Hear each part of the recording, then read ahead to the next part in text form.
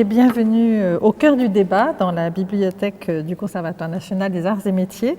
J'ai le plaisir d'être à nouveau avec Christine Erel, qui est le titulaire de la chaire Économie du travail et de l'emploi du CNAM et directrice du Centre d'études de l'emploi et du travail de la même institution. Et qui s'est vu confier une mission sur la reconnaissance des travailleurs de la deuxième ligne par le ministre du Travail avec Sophie Moreau-Folenfant. Il y a quelques jours, elle nous a expliqué quel était le périmètre de cette mission, quelles en étaient les étapes et quels étaient les métiers qui étaient ressortis de cette première phase d'enquête et d'études par rapport à cette population de travailleurs de la deuxième ligne. En poursuivant donc l'analyse qui est la sienne, la question qui me vient, c'est le diagnostic sur les conditions d'emploi et de travail de ces métiers que vous avez donc pu identifier dans cette première phase d'enquête.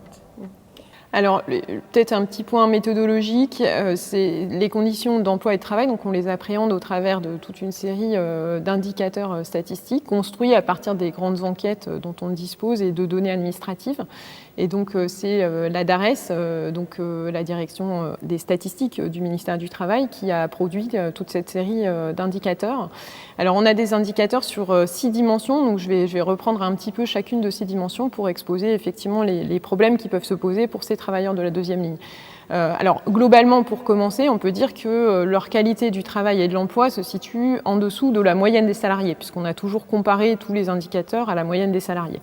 Alors, un point sur lequel ils sont souvent très en dessous, c'est les questions de rémunération, à la fois en termes de niveau de salaire horaire, mais aussi de salaire mensuel, parce que de nombreux métiers de la deuxième ligne sont des métiers caractérisés par du temps partiel, et souvent du temps partiel court. Donc ces temps partiels courts ont un impact du coup sur le total des rémunérations perçues. Donc ça va être particulièrement le cas dans certains métiers, notamment les métiers de l'aide à domicile par exemple, où on a des temps partiels qui sont souvent très courts avec de très petits revenus du travail du coup. Donc ça, c'est une première dimension qui évidemment est une dimension très importante pour les travailleurs en question. Ensuite, une deuxième dimension qu'on envisage, c'est celle justement du type de contrat. Donc c'est en partie lié, c'est-à-dire le fait de savoir si on a des emplois plutôt en CDD ou en CDI. Ou en intérim. Et pour les contrats de type CDD ou intérim, la question qui se pose aussi, c'est celle de leur durée. Donc ce qu'on constate, c'est qu'on a pour certains métiers beaucoup de contrats très courts, de contrats de moins d'un mois, et qui évidemment là aussi posent problème en termes de stabilité et de sécurité de l'emploi. Donc ça, c'est un deuxième souci qui se pose particulièrement pour certains métiers. Le troisième aspect, c'est l'aspect conditions de travail. Donc là, ce qu'on met sous ce terme, c'est la question de l'intensité du travail, des rythmes de travail.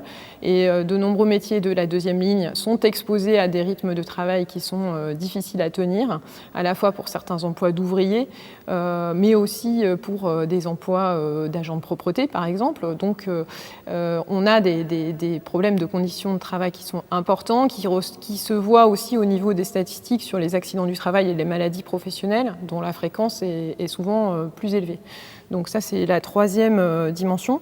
La quatrième dimension à laquelle on s'intéresse, c'est celle des horaires de travail, parce que donc on sait que la question de la prévisibilité des horaires et de leur régularité, c'est très important pour les travailleurs.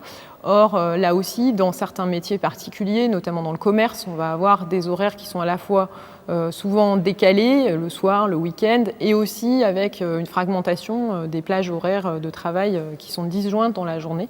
Donc ça aussi, c'est des choses dont il faut se soucier. Ensuite, un autre point sur lequel on a mis l'accent, c'est la question des parcours professionnels. Donc là, ça va avec la question de la formation. Donc souvent, pour ces métiers, on a des déficits de formation, mais même lorsqu'on a des accès à la formation, ils ne se traduisent pas directement forcément en termes de promotion et de carrière. Or ça, c'est quelque chose d'extrêmement important aussi en termes de perspective et de satisfaction au travail. Et puis enfin, donc sur le dialogue social, on est dans des métiers sur lesquels souvent le dialogue social à la fois formel, c'est-à-dire la participation, la représentation par des syndicats, etc., est plus faible, et et le dialogue social informel au sein de l'entreprise, les échanges avec la direction sont souvent moins intenses que ce qu'on peut avoir dans d'autres métiers. Donc on voit en repère un ensemble de problèmes, de déficits de qualité de l'emploi. Alors évidemment, j'ai fait un tableau général, ce n'est pas les mêmes difficultés pour tous les métiers, donc il faut aller regarder de manière plus précise quand on parle ensuite d'un métier en particulier. Mais l'idée, c'est à partir de ce repérage de pouvoir voir là où on peut effectivement chercher à améliorer des choses et comment. Et c'est ça qui est en fait l'esprit dans lequel on a fait ce bilan des conditions de travail et d'emploi.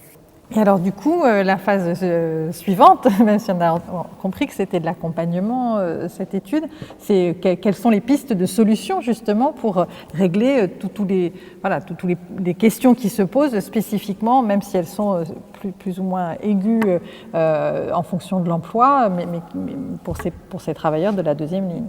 Alors, je pense que effectivement, le premier point à souligner, c'est que je pense que les solutions doivent émerger en partie du processus de la mission. Donc là, on en est encore un petit peu au début. On vient de terminer la deuxième étape.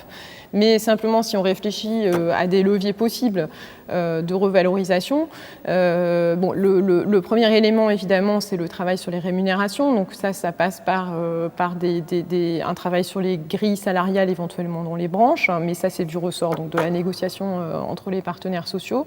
Mais ça peut être aussi déjà, pour ce qui est des rémunérations mensuelles, comme je l'évoquais, un travail sur la durée des temps partiels. Essayer donc de faire en sorte qu'on ait des temps partiels plus longs pour avoir des salaires mensuels qui soient plus décents dans certains métiers. Donc ça, c'est un premier type d'action possible.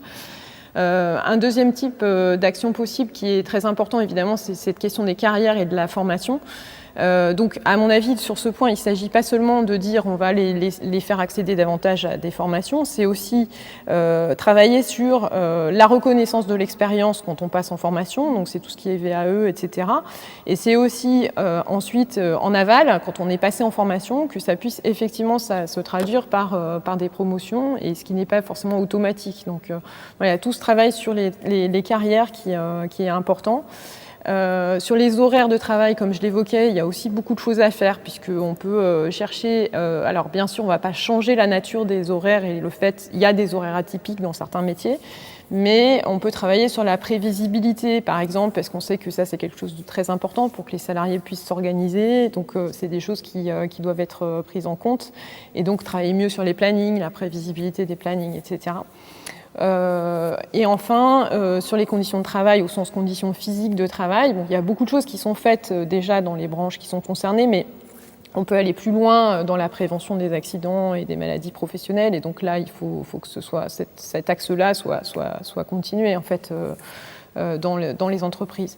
Donc voilà, pour des grands leviers, évidemment, aucun n'est, encore une fois, forcément, il ne s'agit pas d'utiliser forcément le même levier pour tous les métiers, il s'agit bien de relier à la situation spécifique de certains métiers. Il y a un point important aussi, je pense, c'est de souligner que certes, c'est important socialement, pour ces métiers qui sont des métiers utiles socialement, c'est des métiers vraiment qui font la continuité économique et sociale, donc qui sont fondamentaux.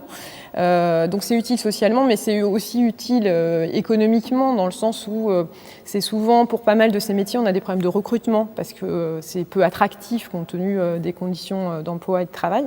Donc voilà, améliorer leurs conditions d'emploi et de travail, c'est aussi rendre ces métiers plus attractifs, c'est aussi faciliter le recrutement pour les employeurs, c'est aussi faciliter l'implication des salariés, et donc on peut avoir des effets positifs sur la productivité, la qualité des services rendus, etc. Donc il y a aussi un impact économique possible à ce type de démarche.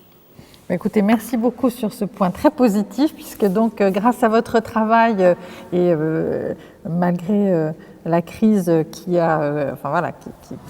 pas quelque chose de réjouissant, il pourrait sortir pour tous ces travailleurs qui sont très nombreux, comme vous nous l'avez dit, des points d'amélioration de leurs conditions de travail qui rejailliraient sur en fait une amélioration plus globale pour les travailleurs de ce pays. Donc je vous remercie beaucoup. Je vous en prie, merci.